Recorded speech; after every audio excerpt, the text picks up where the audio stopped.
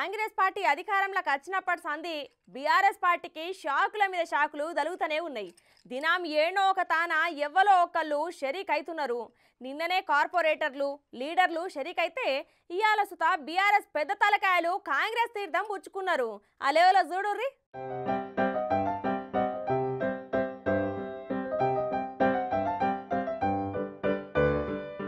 Congress party అధికారంలోకి వచ్చినప్పటి సంది బీఆర్ఎస్ పార్టీకి స్ట్రోకులు గట్టిగానే తాకుతున్నాయి. ఇక పార్లమెంట్ ఎన్నికలు దగ్గర పడటతోని కాంగ్రెస్ పార్టీల బగ్గనే షేరికలైతున్నాయి. బీఆర్ఎస్ లున్న అలిగిన నేతలందరూ కాంగ్రెస్ పార్టీలో జాయిన్ అవుతున్నారు.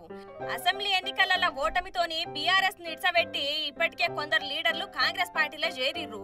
ఇక ఇప్పుడు ఇంకా కొంతమంది గులాబీ పార్టీకి చెందిన పెద్ద తలకాయలు హస్తం గూటికి చేరిర్రు.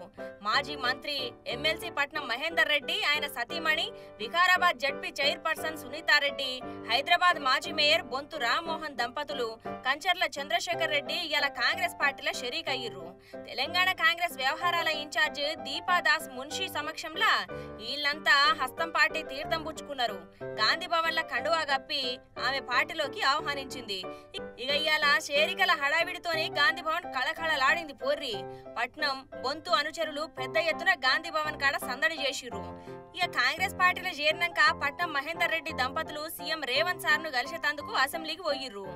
అసెంబ్లీలో సీఎం రేవంత్ సార్ ను కలిసి ఆయనతోని కొంచెం సేపు చర్చించిర్రు. ఇక పార్లమెంట్ ఎన్నికల నేపథ్యంలో బీఆర్ఎస్ కంచుకోట అయిన హైదరాబాదు, రంగారెడ్డి జిల్లాల కీలక నేతలు పార్టీ నిడ్సబెట్టి పోవుడు గులాబీ పార్టీకి పెద్ద ఎదురు దెబ్బేనని రాజకీయ విశ్లేషకులు అనుకుంటుర్రులా. ఇక ఇలా రాకతోని గ్రేటర్లా వీక్ ఉన్న కాంగ్రెస్ పార్టీ స్ట్రాంగ్ అవుతుందా లేదా అనేది చూడాలి.